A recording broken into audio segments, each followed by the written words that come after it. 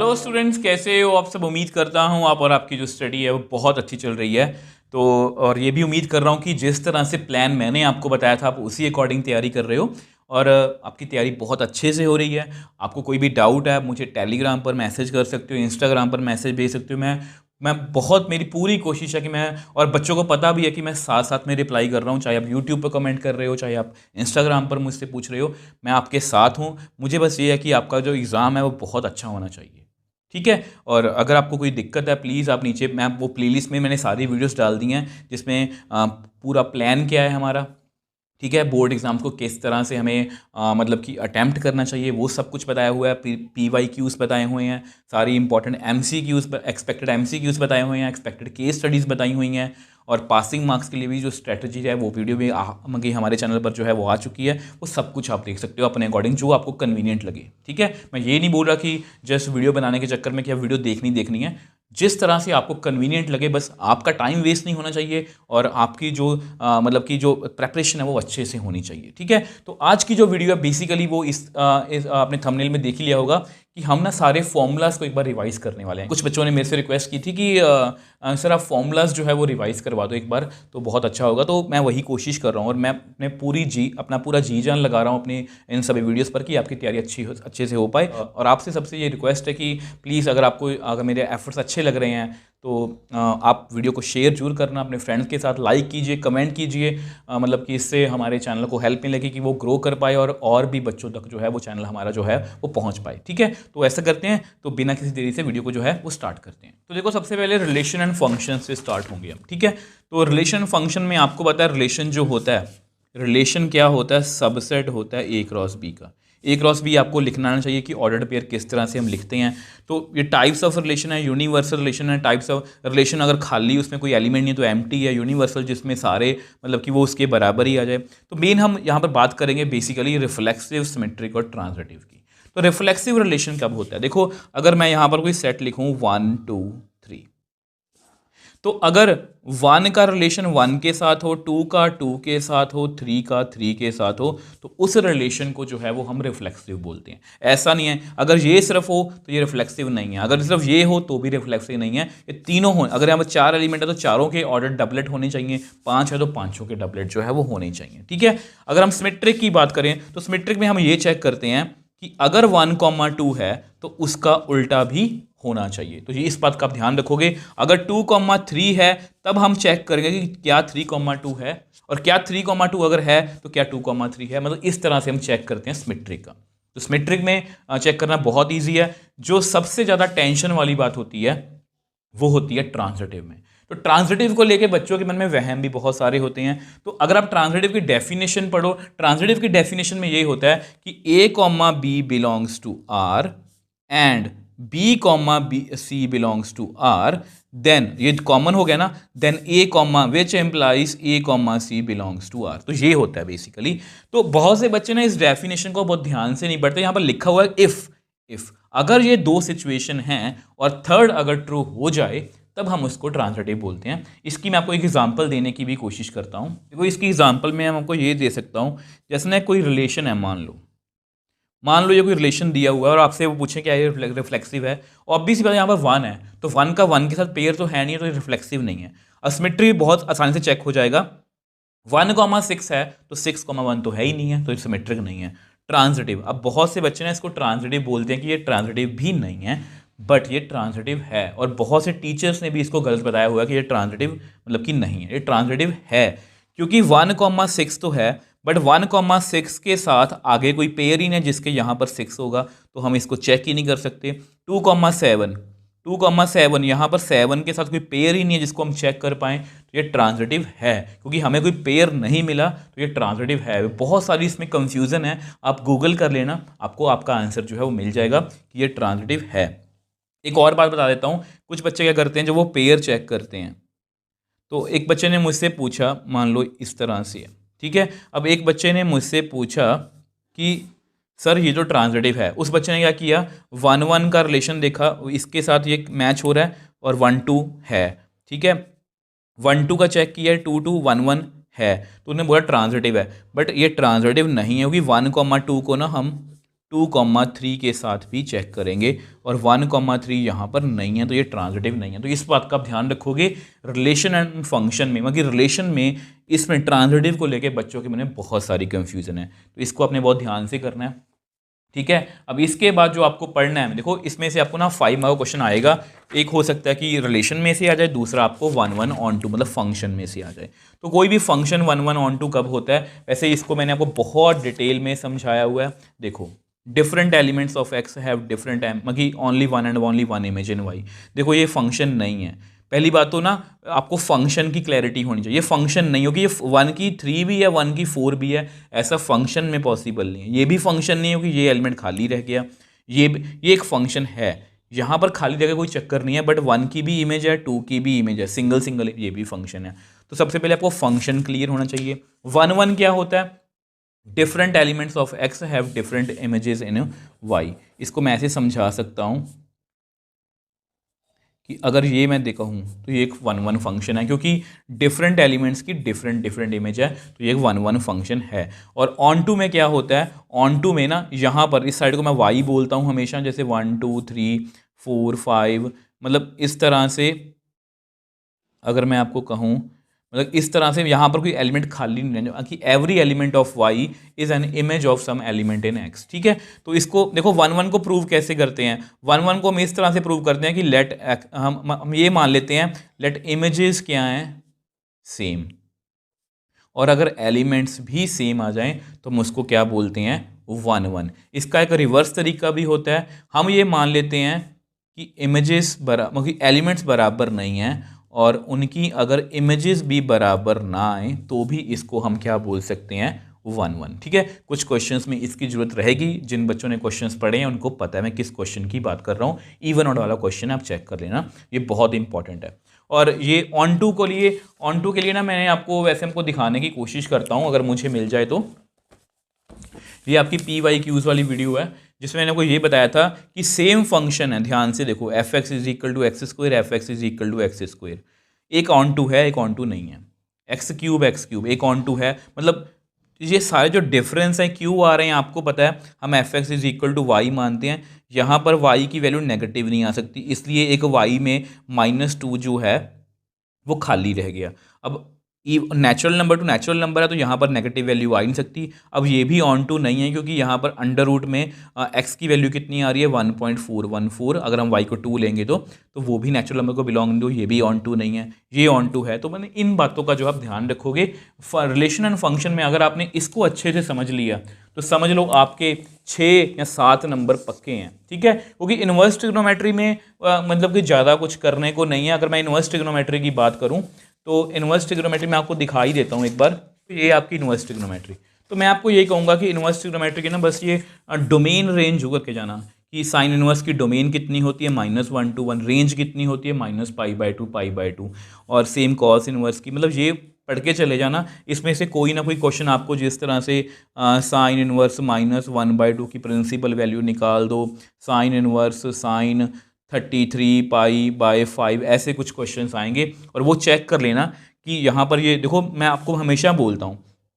कि sine inverse sine x, कुछ questions में तो इसका आंसर एक्स आएगा और कुछ क्वेश्चंस में ना इसका आंसर एक्स नहीं आएगा। अब बहुत से बच्चे ना मेरे से मतलब कुछ बच्चों ने ना मेरे से आर्ग्यू किया था कि सर आपने ना इनवर्स ट्रिग्नोमेट्री में ना हर क्वेश्चन में ये चेक किया हुआ, इसको हम चेक क्यों करें, हमारे टीचर ने तो हमें डायरेक्टली करवा दिया, आप लंबा करवा रहे हो। अब देखो उन्होंने NCERT में बाय डिफ़ॉल्ट ऐसे क्वेश्चंस हैं कि उसमें ना चेक करने की ज़रूरत ही नहीं है कि ये जो डोमेन के अंदर ही आ रहा है या रेंज के अंदर ही आ रहा है, ठीक है। ये बेसिकली एक्स जो है ये -1 और 1 के बीच में ही होना चाहिए। तो अगर सॉरी एक्स नहीं, सॉरी यहाँ पर ये जो है जो भी इसके अंदर आएगा वो -1 और 1 के बीच में ही होना चाहिए। वो बाय डिफ़ॉल्ट है कि NCERT में क्वेश्चन ही वैसे हैं, तो टीचर्स ने कोई लॉजिक तो बताया नहीं है किसी ने भी उनको, और क्वेश्चंस करवा दिए। उनको लगता है कि ऑब्वियस सी बात है, आजकल आप शॉर्ट चीज़ों के पीछे ज़्यादा भागते हो कि वो शॉर्टकट है और ये टीचर लंबा करवा रहा है तो इसको मैं क्यों करूँ। बट जो मैंने आपको कंसेप्ट यहाँ पर बताए हैं ना, अगर आपको क्वेश्चन जो आएंगे तभी आपको पता लगेगा कि यस ये क्वेश्चन कंसेप्ट करने का हमें फ़ायदा हुआ है, क्योंकि इसके बिना हम वो नहीं सीख सकते, ठीक है। तो अगर आप इस तरह से करोगे तो आपका पहला यूनिट जो है वो कवर है और आपके 8 मार्क्स जो हैं वो पक्के हैं।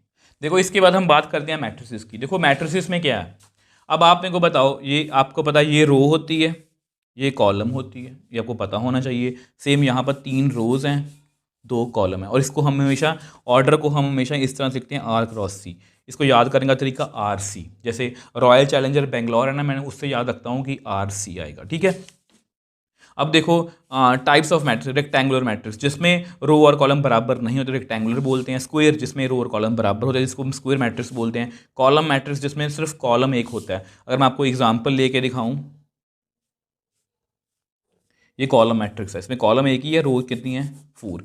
सेम वैसे रो मैट्रिक्स, इसमें रो एक ही है, कॉलम चाहे जितनी मर्जी हो, ठीक है। जीरो मैट्रिक्स आपको पास सारे एलिमेंट जीरो हों। डायगोनल मैट्रिक्स जिसमें मतलब कि all elements are zero except diagonal elements. तो ये जो है ये बेसिकली आपकी डायगोनल मैट्रिक्स है, ठीक है। इसमें ही स्केलर मैट्रिक्स होती है, जिसमें यहाँ पर मान लो अगर मैं 2 2 और 2 कर दूँ ये स्केलर मैट्रिक्स है, और अगर मैं सभी जगह पर 1 1 कर दूँ ये आइडेंटिटी मैट्रिक्स है। तो ये बेसिक आपको पता होना चाहिए। एडिशन कैसे होती है, सेम एलिमेंट को सेम एलिमेंट में हम सॉरी A11 को A11 में ऐड करते हैं, A22 को मतलब A12 को A12 में ऐड करते हैं। सब्ट्रैक्शन प्रोडक्ट, इसको इसके साथ ये मैंने एरो बना के आपको सब कुछ दिखाया हुआ है, सारी PDF आपको मिल जाएंगी। प्रोडक्ट कब पॉसिबल नहीं होती ये भी मैंने आपको बताया हुआ है। और सबसे मैं इंपॉर्टेंट बोलूँगा आपको, ये ट्रांसपोज वाले क्वेश्चन। आपको पता है अगर कोई मैट्रिक्स लिखूँ मैं 1 2 3 4, इसका ट्रांसपोज कैसे होगा, इसकी रो को कॉलम में लिख दो, कॉलम को रो में लिख दो, तो इस तरह से ये ट्रांसपोज हमें मिल जाएगा। और ये ट्रांसपोज के कुछ फॉर्मूलाज हैं कि A+B का transpose A transpose plus B transpose के इक्वल होता है, माइनस भी सेम होता है, और मल्टीप्लाई, ये इंपॉर्टेंट मैंने लिखा हुआ है, इसका क्वेश्चन आपको वेरीफाई करने में आ सकता है, ठीक है। 2 मार्क में आ सकता है, 1 मार्क कहीं पर भी आ सकता है। सिमेट्रिक मैट्रिक्स कब होता है, जब उसका हम ट्रांसपोज करें वो उसके इक्वल ही आ जाए, उसका ट्रांसपोज करें माइनस के इक्वल तो स्क्यू सिमेट्रिक। अगर किसी भी कोई भी, अगर देखो इसमें ना आपको क्वेश्चन वैसे ही आपको आ सकता है कि एक स्क्यू सिमेट्रिक मैट्रिक्स या एक स्क्वायर सिमेट्रिक मैट्रिक्स लिख के दिखाओ। मैंने यही बोला कोई मैट्रिक्स लिख लो A, इसमें इसका ट्रांसपोज किया था हमने, ये ट्रांसपोज दोनों को ऐड कर दो। अगर आप A में A ट्रांसपोज ऐड करोगे हमेशा हमें सिमेट्रिक मैट्रिक्स मिलेगा। ए में से ए ट्रांसपोज माइनस करोगे तो हमेशा हमें स्क्यू सिमेट्रिक मैट्रिक्स मिलेगा। तो इस तरह से मैट्रिक्स में आपको 2 3 मार्क या 4 मार्क का पेपर जो है बड़े आराम से आप कवर कर सकते हो। तो ये बड़े आराम से हम कर सकते हैं, तो इसमें और कुछ समझने को नहीं है।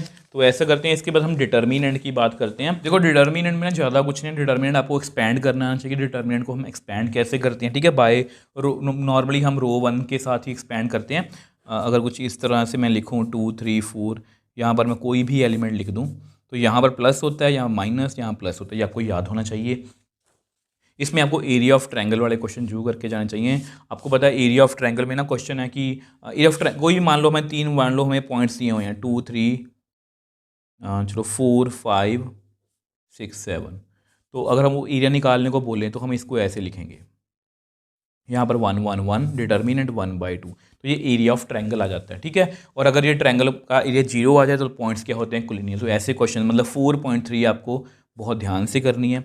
4.4 में माइनस है, माइनस का आपको याद होगा, देखो माइनस डिटर्मिनेंट का डायरेक्टली फॉर्मूला होता है A11 कोफैक्टर, A12 उसका कोफैक्टर, A13 उसका कोफैक्टर।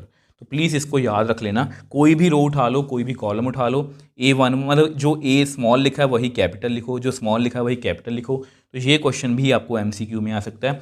और अगर आपको डिटर्मिनेंट निकालना आता है और आपको एडजॉइंट निकालना आता है, एडजॉइंट में क्या होता है, कोफैक्टर्स निकाल के कोफैक्टर मैट्रिक्स लिखो, कोफैक्टर मैट्रिक्स का ट्रांसपोज करो तो हमें एडजॉइंट A मिल जाता है। कोफैक्टर आपको निकालना आता है, अगर मैं आपको बताना चाहूँ जैसे इसी मैट्रिक्स की बात करते हैं, अगर मुझे इसका कोफैक्टर निकालना है तो हम क्या करेंगे 5 1 7 1 को लिखेंगे, 5 1 ज़ा 5 माइनस 7 मतलब -2।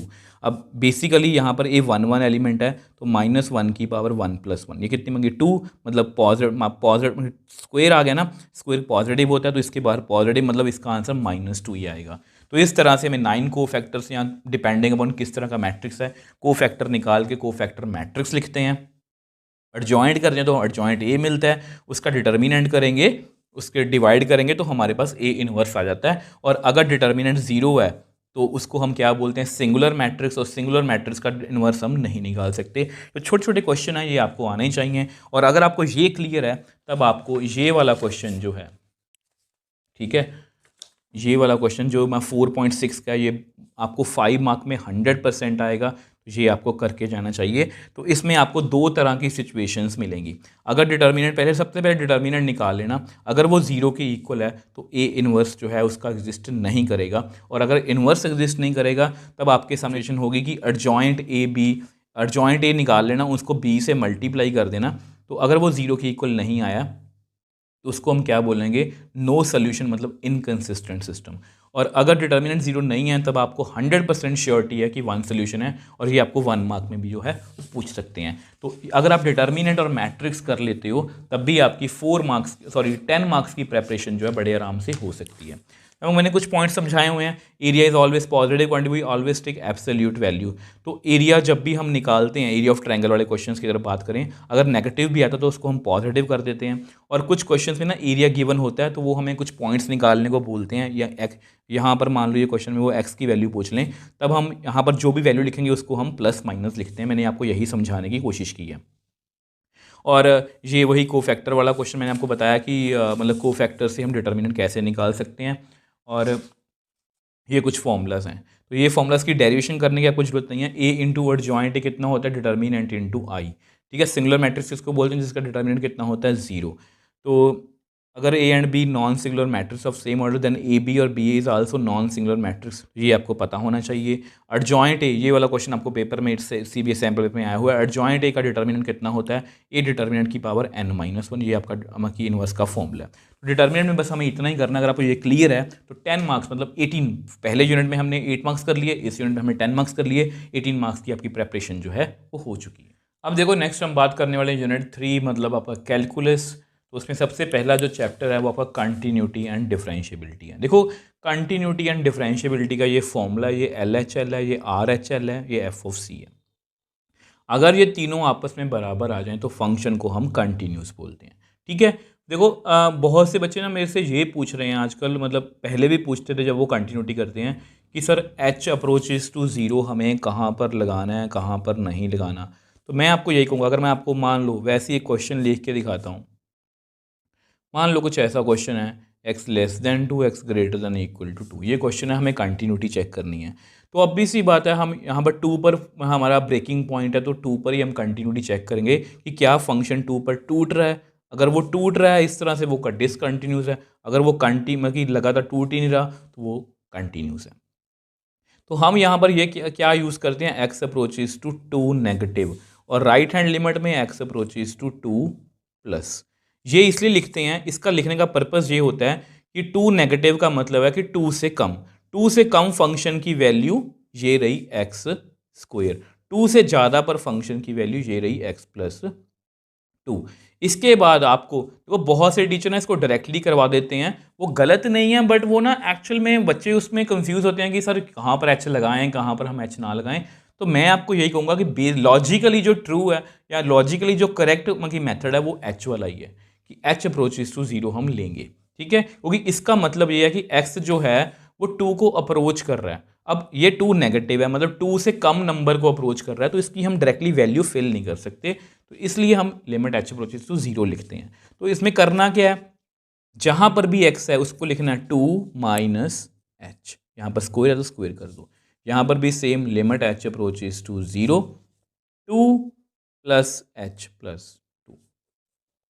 अब यहाँ पर जीरो अप्रोच करवा दो, क्योंकि नॉट डिफाइंड तो नहीं बन रहा, तो यहाँ पर 2 का स्क्वायर कितना आएगा 4, यहाँ पर जीरो अप्रोच करो, यहाँ पर भी कितना आ गया 4। अब यहाँ पर जो दोनों लिमिट्स बराबर आ रही हैं तो एफ ऑफ 2 भी चेक कर लो, यहाँ पर इज इक्वल टू का साइन है 2 प्लस 2, ये बाय चांस की बात है। मैं आपको सीरियसली बोल रहा हूँ, मैंने वैसे ही लिखा था, ये कंटिन्यूस बन गया, तो इस तरह से ये कंटिन्यूस है। डिफरेंशिएबिलिटी का भी ये फॉर्मूला, इसमें ज़्यादा क्वेश्चंस नहीं है, पर आप डिफरेंशिएबिलिटी का फॉर्मूला चेक कर लेना। अगर लेफ्ट हैंड डेरिवेटिव और राइट हैंड डेरिवेटिव बराबर है तो हम फंक्शन को जो है वो डेरिवेबल जो है वो बोल सकते हैं। और अगर कोई फंक्शन जो है डिफरेंशिएबल है तो वो पक्का कंटिन्यूस होता है, और अगर कोई फंक्शन कंटिन्यूस है उसको हम पक्का डिफरेंशिएबल है या नहीं वो नहीं बोल सकते। इस बात का भी जो है वो ध्यान रखोगे। अब इसके बाद मैंने आपको एक रूल करवाया था, पावर फंक्शन एंगल। ठीक है। अगर आपको ये सब कुछ अच्छे से क्लियर है क्योंकि पावर फंक्शन एंगल मतलब ये रूल जो है 1/1, तो आप ये आपका क्वेश्चन रूल आपका चेन रूल है, तो आप किसी भी क्वेश्चन, ये सारे फॉर्मूलाज हैं, किसी भी क्वेश्चन को आसानी से सॉल्व कर सकते हो। मैं आपको अपनी तरफ से क्वेश्चन लिख के दिखा देता हूँ। मान लो ये पेपर में क्वेश्चन आ जाता है साइन tan एक्स स्क्वायर की पावर 4, मैंने वैसे ही क्वेश्चन बना लिया। ठीक है, हम क्या करेंगे, सबसे पहले पावर का डेरिवेटिव, पावर आगे आएगी, तब मैंने क्या लिखा 1/1, मतलब पावर को ही डेरिवेटिव करेंगे, लोग कर दिया। ठीक है, अब उसके बाद फंक्शन, फंक्शन कौन है हमारा, साइन, साइन एंगल का डेरिवेटिव कॉस एंगल, एंगल कौन है tan एक्स स्क्वायर। अब जब ये हो गया देन एंगल का डेरिवेटिव, अब एंगल कौन है, ये वाला। ठीक है, अब सब कुछ भूल जाओ, अब मुझे किसका डेरिवेटिव करना है, अब सब कुछ भूल जाओ, tan एक्स स्क्वायर का, tan का डेरिवेटिव कितना होता है, सीकेंड स्क्वायर एंगल, इसका एंगल कितना है X square, then derivative of फिर से एंगल, एंगल कौन है एक्स स्क्वायर, एक्स का डेरिवेटिव 2x, लो डेरिवेटिव कर लिया। मतलब इतना लंबा डेरिवेटिव हमने कर लिया और कोई हमारे एफर्ट्स नहीं लगे। अब इसमें जो करने वाले क्वेश्चंस हैं, आप 5.2 अच्छे से कर लेना, 5.3 अच्छे से कर लेना, वो सब्स्टिट्यूशन वाली है, फॉर्मूलास वगैरह इंप्लीमेंट करके चेक कर लेना। 5.4 जो है उसमें log x के क्वेश्चन है या ई एक्स के क्वेश्चन है, मतलब ई एंगल डेरिवेटिव कितना होता है, ई एंगल, मतलब ये सब कुछ आपको मतलब कि आना चाहिए। इसमें मैं आपको फिर से कहूँगा, अगर आपको 5.5 देखो, 5.5 में क्या है, ऐसे क्वेश्चन है, वेरिएबल की पावर वेरिएबल है।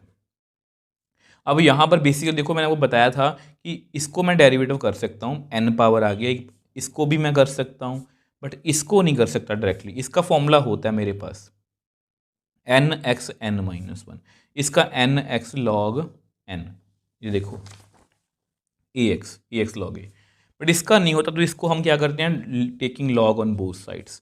तो अगर हम लॉग लेंगे तो ये जो पावर में x है वो यहाँ पर आ जाता है, इसके बाद हम इसको डिफ्रेंशिएट कर लेते हैं। इसमें जो सबसे आगे जो इंपॉर्टेंट पार्ट है वो ये वाला कि y दिया हुआ है हमें, मान लो टी स्क्वायर, और x दिया हुआ है हमें टी क्यूब, वो हमें बोल रहे हैं कि dy/dx फाइंड करो।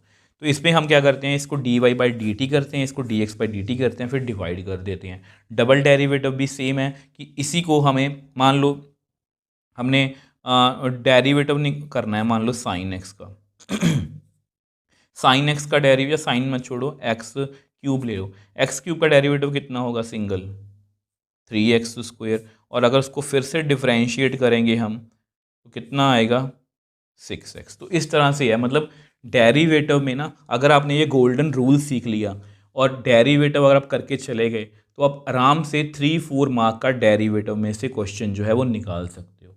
आपको छोटे छोटे क्वेश्चन ही आएंगे, ज़्यादा बड़े क्वेश्चंस नहीं आने वाले। अगर आप लेटेस्ट सैम्पल पेपर देखोगे उसमें 3 मार्क का क्वेश्चन आया हुआ है, और डेरिवेटिव अगर आपको अच्छे से आता है, आपको अच्छी से पकड़ है, ये रूल याद कर लेना, आप बड़े आराम से इसमें जो है वो स्कोर कर सकते हो।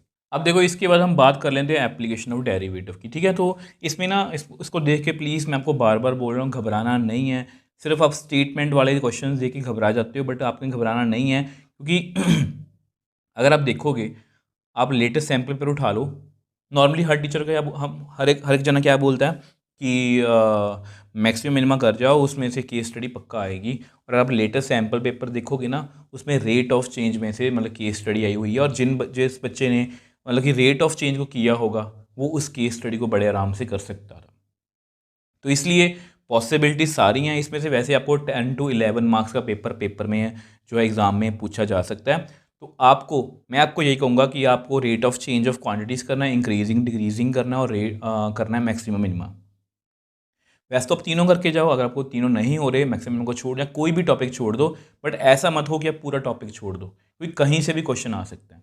ठीक है, रेट ऑफ चेंज के लिए ना ये आपकी मतलब कि मैपिंग है। मैं आपको मैपिंग समझाने की कोशिश भी करता हूँ। मैं ना आपको एनसीईआरटी दिखाता हूँ। ये देखो, इस क्वेश्चन को पढ़ो, the length X of rectangle is decreasing at the rate, जो वेट था वो increasing at the rate, when x is equal to 10, y is equal to 6, find the rate of change of perimeter and area of rectangle. Question आपने पढ़ लिया ना, तो यहाँ मैंने क्या लिखा है, अंडरस्टैंड द क्वेश्चन। हमने क्वेश्चन को अच्छे से पढ़ लिया, डायग्राम इफ नीडेड वो अगर जरूरत रहेगी तो बना लेंगे, नहीं तो कोई बात नहीं है। आइडेंटिफाइड डिपेंडेंट एंड इंडिपेंडेंट, यहाँ पर अगर आपने ध्यान से नोट किया हो, जितनी भी रेट दी हुई है इस तरह से दी हुई है, ये डिक्रीज कर रही है, ये इंक्रीज कर रही है 2 सेंटीमीटर पर मिनट। तो सब कुछ जो है वो टाइम के हिसाब से चेंज हो रहा है। तो यहाँ पर हमारा इंडिपेंडेंट वेरिएबल कौन है, टी, पहचान लिया। डिपेंडेंट कौन है उसको छोड़ दो, इंडिपेंडेंट वेरिएबल हमारा कौन है यहाँ पर, टाइम टी। मतलब सब कुछ हम डी टी में लिखेंगे, ठीक है, D X by D T, D Y by D T. अगर यहाँ पर रेडियस वगैरह होता तो मैं D Y by D R D X कुछ भी ऐसा लिख सकता हूँ। उसके बाद गिवन, हमें गिवन क्या है, हमें ये गिवन है कि रेडियस सॉरी लेंथ जो है मतलब D L by D T वो डिक्रीज कर रही है इस तरह से, मतलब इसको माइनस लिखूंगा। और जो ब्रेड्थ है मतलब विड्थ है वो मतलब बी लिखा है मैंने, इंक्रीज कर रही है, उसको मैंने प्लस लिखा है। ये पॉजिटिव रेट है, ये नेगेटिव रेट है। और हमें क्या गिवन है, और हमें बताया हुआ कि जब लेंथ जो है 10 हो और जो विड्थ हो जब 6 हो। तो मैं पूछा क्या उन्होंने, देखो ये हमने गिवन लिख लिया, क्या फाइंड करना है, rate of change of perimeter हमें फाइंड करना है, ये हमें फाइंड करना है। पेरीमीटर का फॉर्मूला लगा दो, वो कितना होता है एल प्लस बी, डेरिवेटिव कर दो 2 D L by D T 2 D B by D T, बस वैल्यू फिल कर दो, अपना काम हो गया। मतलब इतना ईजी है। मतलब रेट ऑफ चेंज अगर आप करके चले जाओगे ना तो आराम से आपके 2 मार्क का 1 मार्क का क्वेश्चन 3 मार्क कोई भी कुछ पता नहीं है कहाँ से क्वेश्चन आ जाए, ठीक है। अब इसके बाद ऐसा करते हैं इंक्रीजिंग डिक्रीजिंग की बात करते हैं। अब देखो अगर मैं इंक्रीजिंग डिक्रीजिंग की बात करूँ तो ये आपकी मैपिंग है। अब इसमें मैंने आपको पहली बात क्लियर कर दूँ, इंक्रीजिंग में डेरिवेटिव जो है वो ज़ीरो की इक्वल भी हो सकता है। स्ट्रिक्टली इंक्रीजिंग में जो है मतलब कि डेरिवेटिव ज़ीरो के इक्वल नहीं होता, मतलब ज़ीरो से बड़ा होता है। अब इसको लेके ना बच्चों के मन में बहुत सारी कन्फ्यूज़न है और मुझे बहुत से क्वेश्चन ऐसे आते भी हैं। और जब भी बच्चे एप्लीकेशन ऑफ डेरिवेटिव पढ़ते हैं वो हमेशा मुझसे एक बात पूछते हैं, सर तो आपने बस इस बात का ध्यान रखना है, हम ना स्ट्रिक्टली इंक्रीजिंग को जो है वो इंक्रीजिंग बोल सकते हैं बट इंक्रीजिंग को स्ट्रिक्टली इंक्रीजिंग नहीं बोल सकते। सेम वे से हम स्ट्रिक्टली डिक्रीजिंग को डिक्रीजिंग बोल सकते हैं बट डिक्रीजिंग को स्ट्रिक्टली डिक्रीजिंग नहीं बोल सकते। तो इस बात का पेपर में बहुत अच्छे से ध्यान रखोगे, ठीक है। मैं वो देखो ये मैपिंग है, मैंने क्या लिखा हुआ है, हमें डेरिवेटिव करना है, ज़ीरो के इक्वल रखना है, एक्स की वैल्यू ढूंढनी है, उसको नंबर लाइन पे बनाना है और चेक करना है कि डेरिवेटिव कहाँ पर पॉजिटिव है कहाँ पर नेगेटिव है। अगर विदाउट इंटरवल क्वेश्चन आता है we will just differentiate the given, मतलब कई बार ऐसा क्वेश्चन होता है कि प्रूव करो कि इस इंटरवल में हमारा जो फंक्शन है वो हमेशा क्या है, इंक्रीजिंग है डिक्रीजिंग है। ऐसे क्वेश्चंस में हम क्या करते हैं कि डेरिवेटिव करते हैं और कुछ ऐसे फैक्ट्स लाने की कोशिश करते हैं कि ये डेरिवेटिव, जैसे अगर किसी डेरिवेटिव की वैल्यू इतनी आ जाए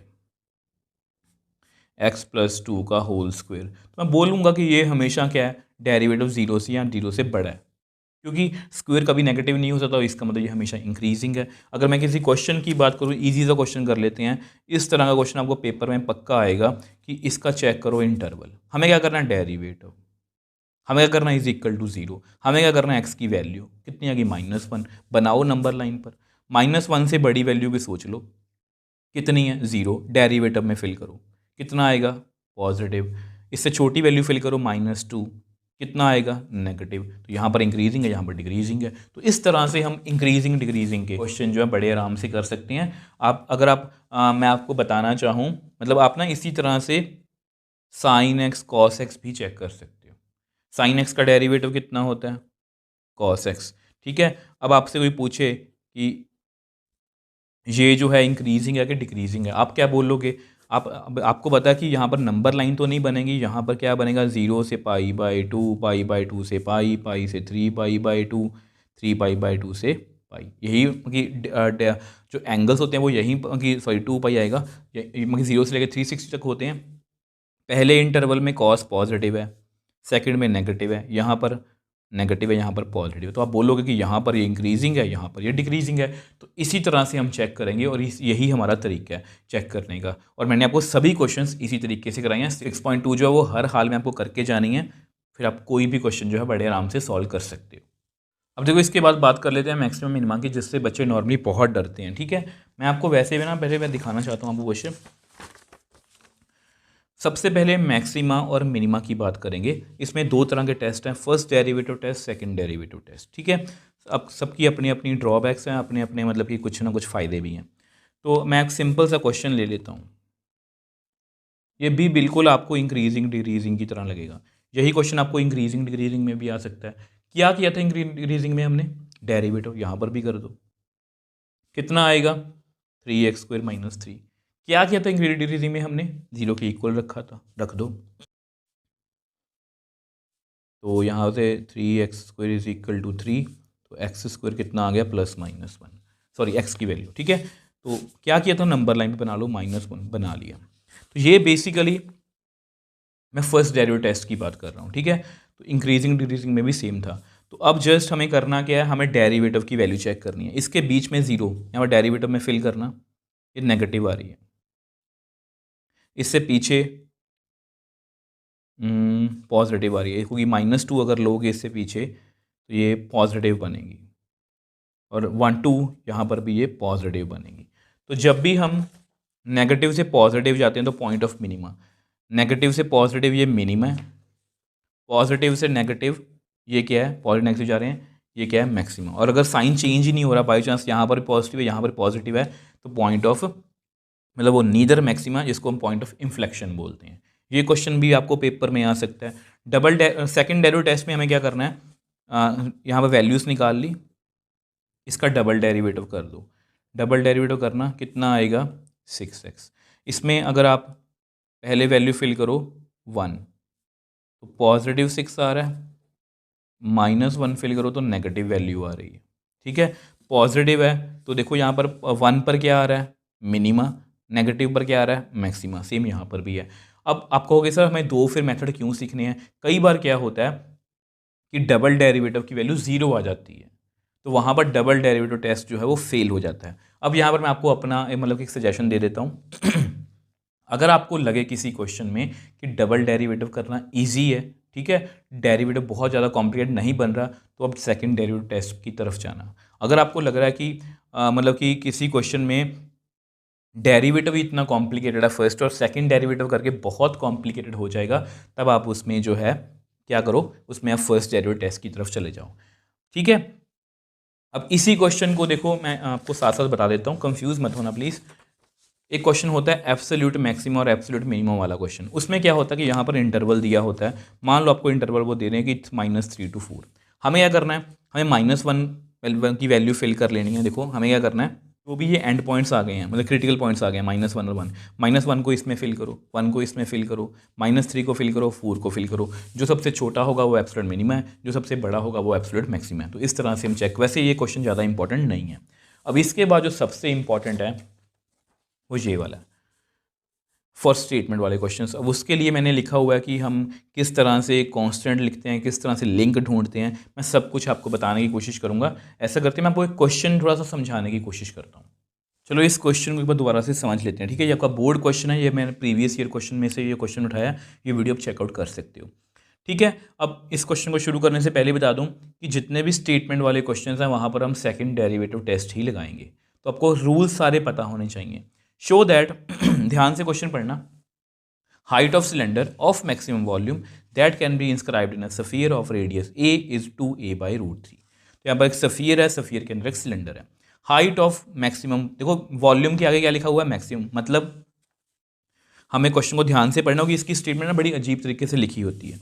आइडेंटिफाई गिवन टर्म्स, और फॉर्मूला है that will behave like a constant. Identify term मतलब जिसको मैक्सिमम मिनिमम करना है, और फिर हम लिंक ढूंढने की कोशिश करेंगे। यहाँ पर हमें गिवन क्या है, inscribed in a sphere of radius a. यहाँ पर रेडियस ए जो है ये हमारा कांस्टेंट है, ठीक है। अब ये इसे सब कुछ भूल जाओ जो मैंने लिखा हुआ रेड में लिखा हुआ है। अब ये देखो कि स्फीयर के अंदर सिलेंडर है, हमें मैक्सिमम किसको करना है, इसको मैंने ग्रीन में लिखा हुआ है, ये हमारा कांस्टेंट है, ठीक है। अब इसके बाद सबसे इंपॉर्टेंट स्टेप होता है लिंक, जिसको मैं लिंक बोलता हूँ। हमें कांस्टेंट गिवन में और जो हमें प्रूव करना है उसमें एक लिंक बिठाना होता है। वो क्यों बिठाना होता है, क्योंकि हमें इसको मैक्सिमम करना है। इसको मैक्सिमम करना है तो इसको एक वेरिएबल में होना पड़ेगा। यहाँ पर दो वेरिएबल हैं, कौन कौन से हैं, आर और एच। तो मुझे बेसिकली आर और एच में एक लिंक ढूंढना है जो इनको कनेक्ट करता हो। देखो मैं डायग्राम को देखूंगा, आपको पता है सिलेंडर ऊपर भी h/2 है, मतलब ये टोटल हाइट अगर h है तो ऊपर भी h/2 नीचे भी h/2 ये आ रहा है। तो यहाँ पर मैंने लिंक जो है वो ढूंढ लिया, r² की वैल्यू ढूंढ ली और मैंने यहाँ पर फिल कर दी। अब आप कहोगे सर यहाँ पर a आ गया, a क्या है, कांस्टेंट है, हमें डरने की जरूरत नहीं है। मैंने इसको डिफ्रेंशिएट कर लिया, जो नॉर्मली हम करते हैं, इसको 0 के इक्वल रखा, तो मेरी h की वैल्यू आ भी गई, मतलब ये वाला आंसर तो आ भी चुका है। अब उसके बाद मैंने क्या किया, डबल डेरिवेटिव किया, तो वहाँ पर वैल्यू फिल की एच की, तो नेगेटिव आ रहा है तो मैक्सिमम है, बस हमारा क्वेश्चन हो गया। सोचने में बस इतनी सी बात है। सबसे इंपॉर्टेंट स्टेप कौन सा है? गिवन पहचानो, लिंक ढूंढ कि जिसको मैक्सिमम या मिनिमम दिखाना है, और लिंक ढूंढ लो। अगर आप ये तीन चीज़ों में महारत हासिल कर लेते हो, और महारत वो कैसे हासिल होगी? अगर आप सारे एनसीईआरटी के क्वेश्चंस कर लेते हो, और जितने मैंने PYQs करवाए हैं आप खुद से प्रैक्टिस करना, आपको बहुत हेल्प मिलेगी। और इस चैप्टर में से आपको 10 to 12 मार्क्स का पेपर जो है वो आ सकता है। केस स्टडी एक्सपेक्टेड है, 5 मार्क का क्वेश्चन एक्सपेक्टेड है, कुछ भी आ सकता है, या केस स्टडी आएगी या 5 मार्क का क्वेश्चन आएगा, तो इसलिए हमें बहुत ध्यान से करना है। देखो इसके बाद अगर हम इंटीग्रेशन की बात करें तो देखो ये सारा आपका इंटीग्रेशन का है, ठीक है, माइंड मैप है, रोड मैप है कि हमें क्या क्या पढ़ना है, किस किस टॉपिक में, मतलब किस तरह से फॉर्मूलाज जो हैं वो यूज़ होंगे, ठीक है। अगर मैं आपको इसमें ना बताना, देखो मैं आपको यही कहूँगा, मैंने आपको, अगर आपने मेरी लास्ट वीडियोस देखी हैं तो मैंने हमेशा इंटीग्रेशन के बारे में आपको यही बताया कि 7.1 और 7.2 ना अच्छे से कर लो। देखो मैं थोड़ा समझाने की कोशिश करता हूँ। देखो ये ना आपके सारे ना फॉर्मूलाज हैं, ये वो वाले फॉर्मूलाज हैं जो डेरिवेटिव से बिल्कुल रिवर्स हैं। एक्स का डेरिवेटिव 1 होता है, 1 की इंटीग्रेशन एक्स, साइन का डेरिवेटिव कॉस होता है, कॉस की इंटीग्रेशन साइन, ठीक है। अब बेसिकली अगर इंटीग्रेशन का पहला फॉर्मूला देखें तो वो इस तरह से काम करता है कि एक्स की पावर n की इंटीग्रेशन होती है एक्स की power n+1 divide by n+1 plus C. ये सी क्या होता है ये सब कुछ मैं आपको बेसिक में बता चुका हूं, अब मैं ज़्यादा बेसिक में नहीं जाऊंगा, तो ये सारे फॉर्मूलाज हैं, ठीक है। अब इसमें ना मैंने आपको ये बताया था कि इस बात का आपने बहुत ध्यान रखना है। ध्यान से देखो मैंने क्या लिखा हुआ है, where X must be a linear function. जितने भी मतलब कि इंटीग्रेशन के फॉर्मूलाज हैं, जो डेरिवेटिव बेस हैं, या कितने भी फॉर्मूलाज हैं, मतलब देखो अगर आप देखो मैं आपको यहां पर दिखाना चाहता हूं, देखो कॉस की इंटीग्रेशन बताओ मेरे को कितनी होती है? आप कहोगे सर बहुत ईजी है, साइन एक्स प्लस सी, ठीक है। अगर कोई कॉस 2x की पूछे तो आप कहोगे, अगर आपने मेरा बेसिक अच्छे से देखा है, साइन 2x, नीचे 2x का डेरिवेटिव 2 प्लस सी। देखो ध्यान से, मैंने इसी तरह से करवाया हुआ है। अगर आप ax प्लस बी, ये देखो ये लिखा हुआ है मैंने, साइन की इंटीग्रेशन माइनस कॉस, इस तरह से है। बट अगर मैं मतलब कुछ बच्चे इसमें ना, अगर यहाँ पर मैं एक्स स्क्वायर लिख दूँ, और कुछ बच्चे कहेंगे सर साइन एक्स स्क्वायर, नीचे इसका डेरिवेटिव 2x, तो ये बिल्कुल गलत है। तो इसलिए मैंने ये बताया कि जितने भी इंटीग्रेशन के फॉर्मूलाज हैं, जैसे आप ये देख लो, ये सारे इंटीग्रेशन फॉर्मूलाज हैं। एक्स क्या है हमेशा, मतलब कि ये देखो एक्स एक्स कि एक्स क्या है हमेशा लीनियर फंक्शन, और अगर एक्स लीनियर फंक्शन है तो हम डायरेक्टली इंटीग्रेट कर सकते हैं, अगर वो नहीं है तो हम उसको नहीं कर सकते, मतलब हमें उसमें कुछ ना कुछ सब्स्टिट्यूशन वगैरह करनी पड़ेगी। अगर आप पहली मेरी 7.1 और 7.2 देखोगे ना, उसमें मैंने आपको यही बताने की कोशिश की है कि 7.1 और 7.2 ऊपर ऊपर से कर लो, बेसिक अच्छे से सीख लो, क्वेश्चन थोड़े बहुत लगा के देख लो, उसके बाद डायरेक्टली आप आ जाना यहाँ पर माइंड मैप, अलजेब्रिक फंक्शन कौन से होते हैं, नॉन अलजेब्रिक कौन से होते हैं। अब उसके बाद में ये माइंड मैप है। अगर अलजेब्रिक है तो हम इस तरह से करेंगे, डिग्री बड़ी है तो वो डिवाइड, डिग्री छोटी है then we go for derivatives. अगर बराबर है then we try to copy denominator. तो नॉन अलजेब्रिक में हम एंगल चेक करते हैं, लीनियर फंक्शन इंटीग्रेबल है तो अच्छी बात है, अगर नहीं इंटीग्रेबल तो when we go for derivatives, integrable है तो अच्छी बात है, अगर नहीं integrable then we go for integration में पार्ट्स। सेम यहाँ पर है, अगर एंगल में ही मतलब लीनियर फंक्शन नहीं तो उसको हम टी पुट कर लेते हैं, तो इससे आपके 99% क्वेश्चन सॉल्व हो जाएंगे, ठीक है। मान लो आपकी 7.1 और 7.2 हो चुकी है, मैं आपको वैसे एक दो एग्जाम्पल्स दे देता हूँ। जैसे ये क्वेश्चन है, इंटीग्रेशन को बहुत ध्यान को ना बच्चे ना इसको बहुत मुश्किल खुद अपने मन में बना लेते हैं, इतनी मुश्किल होती नहीं है अगर आप मैपिंग करोगे। तो ये क्वेश्चन है, अब आपको पता है यहाँ पर कुछ भी नहीं है, अलजेब्रिक है। अगर ये अलजेब्रिक है और ऊपर डिग्री छोटी है नीचे बड़ी है, then we go for derivatives. तो 3x² किसका डेरिवेटिव है? x³ का। तो मैं इस इंटीग्रेशन को कन्वर्ट करके इस तरह से लिखूंगा, x की पावर 6 को मैं इस तरह लिख सकता हूं, इसको मैं टी पुट करूंगा, मेरा इंटीग्रेबल जो है वो हो जाएगा। मैं आपको और दिखा देता हूं, देखो आपके सामने कुछ इस तरह, ये क्वेश्चन बड़ा ही मतलब कि इसको मैं बोलता हूँ ना कि ये नॉर्मली ऐसे पेपर में क्वेश्चन आ जाते हैं। तो ये आपको बताइए, इसको मैं स्पेशल टाइप बोलता हूँ, ये क्वाड्रेटिक है, इसका हम परफेक्ट स्क्वायर बनाएंगे, फॉर्मूला लग जाएगा और आपका आंसर आ जाएगा, डायरेक्टली फॉर्मूला लग जाएगा और आंसर आ जाएगा। परफेक्ट स्क्वायर कैसे बनता है आपको पता है, एक्स स्क्वायर का कॉफिशिएंट 1 होना चाहिए, उसके बाद एक्स के कॉफिशिएंट का हाफ, उसका स्क्वायर करेंगे ऐड और सब्ट्रैक्ट, ठीक है। तो ये आपको पता होना चाहिए। अब इस क्वेश्चन को अगर मुश्किल बनाना हो तो यहां पर आ जाएगा जी x, ठीक है। तब हम क्या करते हैं आपको पता, ऊपर डिग्री 1 है नीचे 2 है, then we go for derivative. हम डेरिवेटिव बनाएंगे, इसका डेरिवेटिव कितना होगा नीचे वाले का, इस अंडर को छोड़ देना, 2x + 2। हम वही बनाने की कोशिश करेंगे, इसको 2 से मल्टीप्लाई और 2 से डिवाइड कर देंगे, ठीक है। अभी भी डेरिवेटिव नहीं बना, +2 की कमी है, +2 -2। फिर हम क्या करेंगे, हम इनको ना सेपरेट कर देंगे, हम इनको सेपरेट कर देंगे और ये -1/2, 2 भी बाहर लिख लो।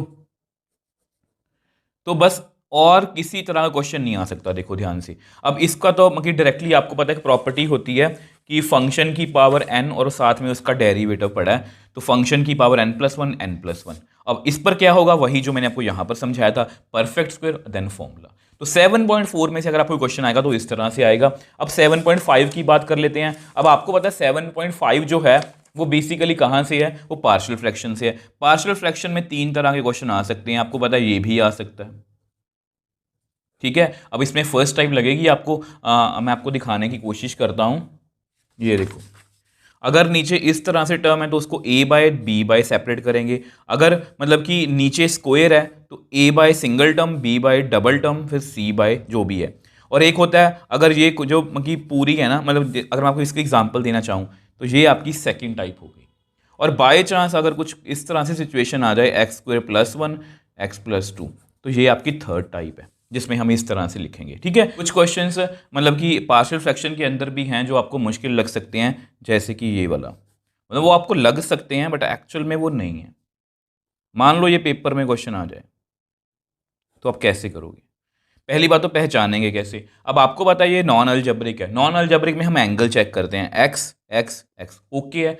Derivative, then we go for derivative. Sine का डेरिवेटिव कॉस ऊपर पड़ा है, तो साइन एक्स को हम टी पुट करेंगे, कॉस डी एक्स कितना बनेगा, D T. 1 minus sine X को टी पुट किया है, 2 - टी। अब बताओ ये कौन सा क्वेश्चन है, यस ये पार्शियल फ्रैक्शन का क्वेश्चन है। कौन सी टाइप है, फर्स्ट टाइप है। तो इस तरह से क्वेश्चंस भी आ सकते हैं, और कई बार आपको इस तरह से क्वेश्चंस भी आ सकते हैं, कुछ इस तरह से लिखा होगा, ठीक है। अब इस तरह के क्वेश्चंस में हमें क्या करना है, ये नॉन अलजेब्रिक है, ठीक है, सॉरी अलजेब्रिक है, अलजेब्रिक है। तो यहाँ पर ऊपर डिग्री छोटी है, नीचे बड़ी, then we go for derivative. ध्यान से देखो 2x किसका डेरिवेटिव है, x² का। अगर 2x x² का डेरिवेटिव है तो हम x² को टी पुट करेंगे, 2x dx कितना बनेगा, dt। ये t+1, नीचे t+3। अब आप मेरे को बताओ ये कौन सी टाइप है, यस फर्स्ट टाइप। मतलब इस तरह से हम पार्शियल फ्रैक्शन के क्वेश्चंस को जो है वो बहुत इजीली सॉल्व कर सकते हैं। और जैसा कि मैंने आपको बताया था 7.6 लास्ट है।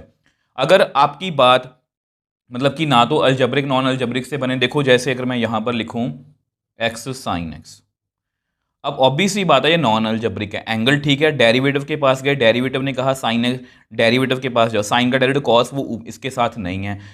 अगर इससे भी बात नहीं बनेगी, एंगल से बात नहीं बन रही, डेरिवेटिव से बात नहीं बन रही, देन आइलेट लगाएंगे। आपको पता है आइलेट में क्या होता है, सबसे पहले इनवर्स ट्रिग्नोमेट्री आती है, फिर लॉग, फिर अलजेब्रिक, फिर ट्रिग्नोमेट्री, फिर एक्सपोनेंशियल। तो इस तरह से आप सिर्फ 7.4, 7.5 और 7.6 में से जो है मतलब आप अपना क्वेश्चन मतलब ये मत सोचना कि आप बहुत थोड़ा मतलब मार्क्स का आएगा, आपका 3 मार्क के क्वेश्चन या 2 मार्क के क्वेश्चन बड़े आराम से जो है वो निकाल सकते हो। तो इंटीग्रेशन में मतलब आप जैसा कि मैंने आपको बताया 7.12 कर लो, बेसिक, ठीक है। 7 मैपिंग के बाद 7.456 करके चले जाना, आपके बहुत सारे क्वेश्चंस जो हैं वो हो जाएंगे। अब इसके बाद आपकी प्रॉपर्टीज, तो देखो ये प्रॉपर्टीज आपको याद होनी चाहिए, और ये मान के चलो कि इसमें से एक क्वेश्चन आपको पक्का आएगा। 2-3 क्वेश्चन पिछले, देखो ये क्वेश्चन जो है आपका प्रॉपर्टी वाला, ये आपको बहुत बेसिक सा मतलब कि एमसीक्यू में आ सकता है। जैसे इसका डायरेक्टली आंसर 0 है, यहाँ पर भी जब भी ऐसा क्वेश्चन हो कि वहाँ पर कुछ भी फंक्शन लिखा हो और उसकी लिमिट ऐसी हो -4 to 4, तो वो क्वेश्चन भी इस तरह से हम कर सकते हैं। सेम वे से ये क्वेश्चन आपको 3 मार्क्स में भी आ सकता है, और उसके लिए आपको 7.11 सारी करनी पड़ेगी, मिसलेनियस करनी पड़ेगी। और मैंने आपको बताया था अगर किसी बच्चे को लगता है कि मिसलेनियस इतने सारे क्वेश्चंस हैं से नहीं हो रहे, तो आप क्या करो, मेरी PYQs वाली वीडियो देख लो, उससे आपको जस्ट एक आइडिया हो जाएगा कि किस तरह के क्वेश्चन जो है वो इंटीग्रेशन में आ रहे हैं, वो डेफिनेट इंटेग्रल के, ठीक है। तो इस तरह से हम 10, 11 या 12 नंबर का पेपर जो है वो इंटीग्रेशन में से निकाल सकते हैं। अब इसके बाद अगर मैं बात करूं वो आपका एप्लीकेशन ऑफ इंटीग्रेशन, ठीक है। इसमें से आपको 5 मार्क का क्वेश्चन आ सकता है, वैसे ऑलमोस्ट श्योर है कि 5 मार्क का ही आएगा। वैसे एनसीईआरटी ने काफ़ी कुछ डिलीट कर दिया है, बट जैसा कि मैंने आपको बताया था आपको ये पैराबोलास के बारे में, एलिप्स और सर्कल के बारे में पता होना चाहिए। मैं आपको 1-2 क्वेश्चन भी करवा के दिखाता हूँ कि किस तरह से करेंगे।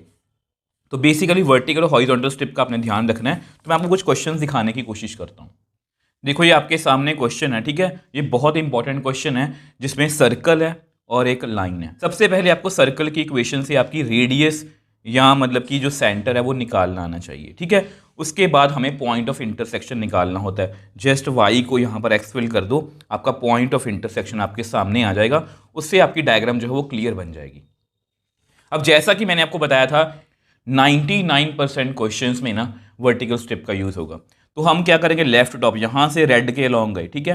तो आपको पता है एरिया अंडर दी कर्व है, तो इसके नीचे का सारा एरिया मुझे मिल जाएगा। मैं किसके अलोंग गया हूं, मैं लाइन के अलोंग गया हूं। एक्स कितना है 0, यहां पर कितना है 4।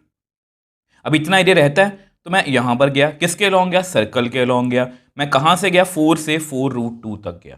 तो बस हमें प्लस करना है। अब यहां पर मैं आपको इंटीग्रेशन दिखाता हूं। ये देखो आपकी लाइन है, तो मैंने y को x फिल कर दिया। अब सर्कल में से मैंने y की वैल्यू निकाल ली। तो जैसा कि मैंने आपको बताया था ये फॉर्मूला याद कर जाना बस। और मतलब जस्ट इसमें हमें इंटीग्रेशन की मतलब कि लिमिट्स को फिल करना है और हमारा आंसर जो है वो हमें क्लियर होगा। अब देखो मैं आपको एक और एक्स्ट्रा क्वेश्चन बता रहा हूँ, वैसे ये इंपॉर्टेंट है, ठीक है। कई बार ना लाइन के अराउंड ऐसे मॉड लिखा होता है, ठीक है। तो आपने क्या करना है, y को एक बार प्लस x लिखना है, y को एक बार माइनस x लिखना है। तो सबसे पहले तो मैंने पॉइंट ऑफ इंटरसेक्शन निकाल लिए, फर्स्ट और सेकंड का, फर्स्ट और थर्ड का, सेकंड और थर्ड का, ठीक है। पॉइंट ऑफ इंटरसेक्शन आप खुद निकाल लेना, मैं आपको नेक्स्ट पेज पे लेके चलता हूँ। अब जैसे ही हमने पॉइंट ऑफ इंटरसेक्शन निकाल लिए तो आपकी एक ये लाइन है y is equal to X, ये y is equal to minus X, ये आपका पैराबोला। पैराबोला को आपको पता होना चाहिए कि अपवर्ड बनेगा लेफ्टवर्ड बनेगा, वो सब कुछ आपको पता होना चाहिए, ठीक है। तो मुझे ये एरिया चाहिए, तो मैं क्या करूँगा, लेफ्ट टॉप से यहाँ से गया, मैं किसके अलोंग गया, लाइन के अलोंग गया, ठीक है। ये देखो मैंने लिखा हुआ है लाइन के अलोंग गया। अब क्योंकि इससे मुझे सारा एरिया मिल गया, अब ये जो वाइट पोर्शन दिख रहा है ये फालतू का है, तो मैं यहाँ से पैराबोला के अलोंग गया, तो ये वाला एरिया मैं माइनस कर दूंगा। तो बस इसको मैंने माइनस करूँगा तो मेरे पास रिक्वायर्ड एरिया आ जाएगा। तो जो भी एरिया आया है, अब क्योंकि ये सिमेट्रिकल है तो उसको मैंने 2 से मल्टीप्लाई किया और हमारा कंप्लीट आंसर आ गया। मतलब सारे क्वेश्चन जो हैं वो इसी के रिलेटेड हैं। मैं आपसे यही कहूँगा कि लाइन का पैराबोला के साथ, लाइन का सर्कल के साथ, लाइन का एलिप्स के साथ, ठीक है। और मैंने कुछ केस स्टडीज़ भी आपको करवाई हैं। और मैं आपको यही कहूँगा कि एनसीईआरटी ने चाहे डिलीट कर दिया है बट हमारे चैनल पर फुल प्लेलिस्ट पड़ी है, तो वो जाके आप जितने भी लाइन वाले क्वेश्चन है ना, सर्कल के साथ, एलिप्स के साथ, या कुछ क्वेश्चन ऐसे भी हैं जिसमें ना एक ट्रायंगल सी बन रही है, 3 लाइन्स और ट्रायंगल बन रही है, उनके बीच का एरिया फाइंड करना, तो ये प्लीज़ करके चले जाना। आपका 5 मार्क का क्वेश्चन 100% यहाँ से निकलेगा।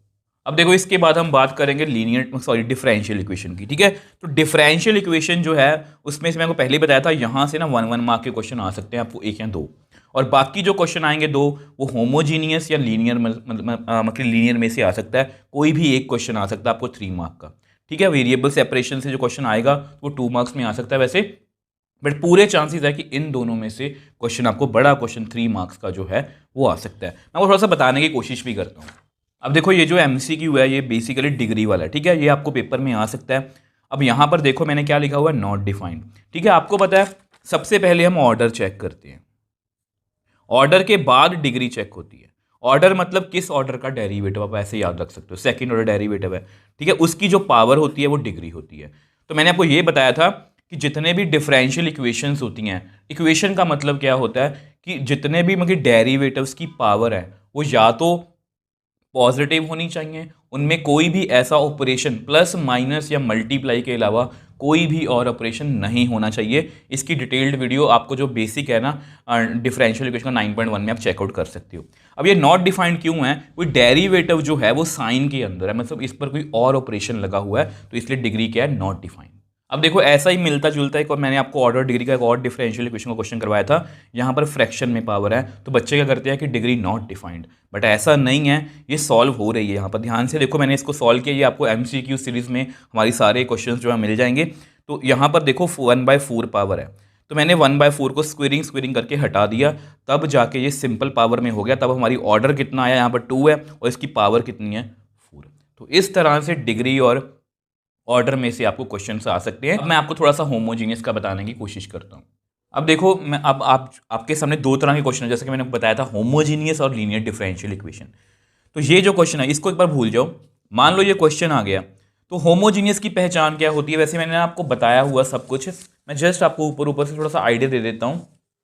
ये देखो होमोजीनियस में कांस्टेंट नहीं हो सकता। अगर इस पूरी सिचुएशन में मान लो कुछ ऐसा लिखा हुआ है एक्स स्क्वायर डी वाई, और यहाँ पर कहीं पर कांस्टेंट अकेला लिखा हुआ है, इसको हम कांस्टेंट नहीं मान सकते, बट अगर टू अकेला, थ्री अकेला कुछ लिखा हुआ है फिर वो कांस्टेंट है, और उसमें कभी भी ट्रिग्नोमेट्रिक फंक्शन एक्सपोनेंशियल लॉग वगैरह नहीं हो सकता। अगर होमोजीनियस में लॉग वगैरह होगा तो इस फॉर्म में होगा, चाहे आप साइन लगा लो, sine y by x, sine x by y, ऐसे क्वेश्चन आ सकते हैं। तो प्लीज़ इस बात का ध्यान रखोगे, और ध्यान से देखो इस जोन में कितने मतलब वेरिएबल है, दो, यहाँ पर कितने, एक और एक, दो, यहाँ पर कितने, दो।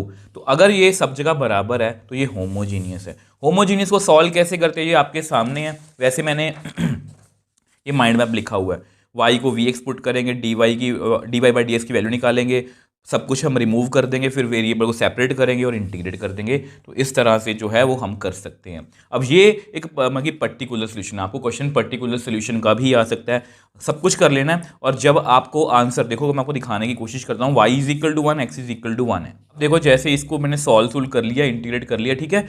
तो अगर हम उसमें x को y और y मतलब x को 1 और y को 1 फिल करेंगे तो इस तरह से हम c की वैल्यू निकाल सकते हैं। c की वैल्यू को वापस फिल कर दो तो इस तरह से हमारा जो आंसर है वो आ सकता है। होमोजीनियस में एक और तरह का क्वेश्चन मैं आपको वो बताने की कोशिश करता हूँ। जीनियस में ना कई बार आपको ऐसा क्वेश्चन भी आ सकता है, देखो यहाँ पर साइन है, साइन के अंदर y बाई एक्स है। अगर यहाँ पर x बाई वाई होगा, देखो मैंने यहाँ पर लिखा हुआ है, अगर x बाई वाई होगा तो उसको हम x को वी वाई पुट करेंगे, D X by D Y is equal to V plus Y, सब कुछ y में होगा। और अगर यहाँ पर y बाई एक्स है तो हम सेम y को वी एक्स पुट करेंगे। तो ऐसे क्वेश्चन मैं आपको और भी दिखा देता हूँ एनसीईआरटी में। ये आपकी 9.5 है, ये 7th 8th 9th ये 10th से सारे क्वेश्चन इंपॉर्टेंट है। प्लीज़ इनको आप करके जाना, अगर आप ये करके जाओगे ना तो आपको बहुत फ़ायदा मिलेगा, ठीक है। इसके बाद ना ये देखो लीनियर डिफरेंशियल इक्वेशन है। लीनियर डिफरेंशियल इक्वेशन की पहचान क्या है, ये देखो मैंने लिखा हुआ कि लीनियर डिफरेंशियल इक्वेशन जो है दो तरह से हो सकती है, एक तो ये स्टैंडर्ड फॉर्म है, एक ये वाली स्टैंडर्ड फॉर्म है। तो इसको हम पहचानेंगे कैसे लीनियर डिफरेंशियल इक्वेशन को। बेसिकली मैंने आपको बहुत बार मतलब कि जो अपने मतलब कि नोट्स है ना वहाँ पर बताया हुआ है। जैसे देखो मैंने आपको ये क्वेश्चन मार्क बताया, ठीक है। अब ऐसे क्वेश्चन में ना लीनियर डिफरेंशियल इक्वेशन में बच्चों को दिक्कत होती है कि सर हम ये वाली फॉर्म बनाएं या ये वाली फॉर्म बनाएं। देखो ये linear differential equation in y है, ये linear differential equation in x है। यहाँ पर x सिंगल वेरिएबल है, y सिंगल वेरिएबल है। अब यहाँ पर क्लियरली मुझे दिख रहा है, देखो पहली बात तो होमोजीनियस नहीं है, पहले y सिंगल है, यहाँ पर y डबल है, ठीक है। उसके बाद अगर हम लीनियर डिफरेंशियल इक्वेशन के पास जाएंगे तो यहाँ पर x सिंगल पावर में लग रहा है, तो मुझे लग रहा है कि मैं इसको इसी फॉर्म में बनाऊंगा। अब चेक कर लो, मैंने D X by D Y बनाया हुआ है। उसके बाद इंटीग्रेटिंग फैक्टर उसको मल्टीप्लाई करते हैं, ये सब कुछ आपको आना चाहिए। मतलब मैं जस्ट आपको बेसिक ऊपर से बता रहा हूँ। अगर आप ये कर गए और होमोजीनियस कर गए, आपको एक क्वेश्चन 3 मार्क का 2 मार्क का कुछ भी आपको आ सकता है। और इस तरह से हमने ये पूरा यूनिट कर लिया, और 35 मार्क्स जो है, आप 35 में से आप मान सकते हो अगर बहुत अनएक्सपेक्टेड भी आ जाए और 35 मार्क्स की आप पूरी तैयारी करके जाओगे, आप 25 to 30 तब भी आप अच्छे से स्कोर कर सकते हो, अगर हम परसेंटेज भी निकालें टफ क्वेश्चंस की, ठीक है। तो इस तरह से हमारा यूनिट जो है ये कंप्लीट। इसके बाद अगर हम यूनिट 4 की बात करें तो यूनिट 4 जो है वो पूरा 14 मार्क्स का है, बहुत अच्छा यूनिट है। 14 मार्क्स का पेपर आएगा, 2 ही चैप्टर्स हमें करने हैं, दोनों कुछ ज़्यादा बड़े नहीं हैं, वेक्टर्स और 3D, ठीक है। देखो वेक्टर में ना सबसे पहले आपको ये सीखना होगा कि वेक्टर होता है, उसमें एक मैग्नीट्यूड होता है और एक उसकी डायरेक्शन होती है, इसको हम यूनिट वेक्टर बोलते हैं। डायरेक्शन हम किसी भी वेक्टर की किस तरह से निकालते हैं, ए वेक्टर डिवाइड बाय उसका मैग्नीट्यूड। ये बेसिक बातें हैं कि वेक्टर जो है वो मैग्नीट्यूड से बना होता है इनटू उसकी डायरेक्शन। और वेक्टर में सारी डेफिनेशंस आपको उसकी याद करनी है, फ्री वेक्टर्स क्या का कंसेप्ट क्या होता है, कोलिनियर वेक्टर्स, कोप्लेनर वेक्टर्स, ये सब कुछ आपको, जीरो वेक्टर, सब कुछ आपको पता होना चाहिए। और सबसे इंपॉर्टेंट मैं इसमें कहूँगा कि डॉट प्रोडक्ट होती है a mod b mod cos theta, और ए क्रॉस बी क्या होता है, a mod b mod sine theta n cap क्या होता है कि मान लो ये ए क्रॉस बी है और ये जो वेक्टर इसके परपेंडिकुलर है ये एन कैप है। तो इसमें से किस तरह के क्वेश्चंस करने में मैं आपको लास्ट वीडियो में बता चुका हूँ, इंपॉर्टेंट टॉपिक्स वाली, कि डॉट प्रोडक्ट और क्रॉस प्रोडक्ट अच्छे से कर जाना, आपका 7 मार्क्स का पेपर यहीं से आ जाएगा। अगर आपको एक्सरसाइज मैं बताऊँ तो 10.3 और 10.4 बहुत अच्छे से करके जाना। आप प्रीवियस ईयर क्वेश्चन वाली वीडियो भी देख सकते हो। अगर आपको ये सिर्फ डॉट और क्रॉस क्लियर है ना तो वेक्टर्स को बड़े आराम से कर सकते हो। हाँ, स्केलर प्रोजेक्शन वाला भी कर जाना, स्केलर प्रोजेक्शन वाला, ठीक है। ये होता है कि ए ऑन बी मान लो मुझे निकालना है, तो इसका फॉर्मूला होता है A dot B divide by B का मैग्नीट्यूड। और इसमें क्या इंपॉर्टेंट होता है, जैसे अगर वेक्टर्स दो परपेंडिकुलर हैं तो उनकी डॉट जीरो होगी, अगर दो वेक्टर पैरेलल हैं उनकी क्रॉस जीरो होगी, अगर दो वेक्टर्स पैरेलल हैं तो उनको मैं स्केलर मल्टीपल लिख सकता हूँ। ये इंपॉर्टेंट बातें मैं आपको बता रहा हूँ।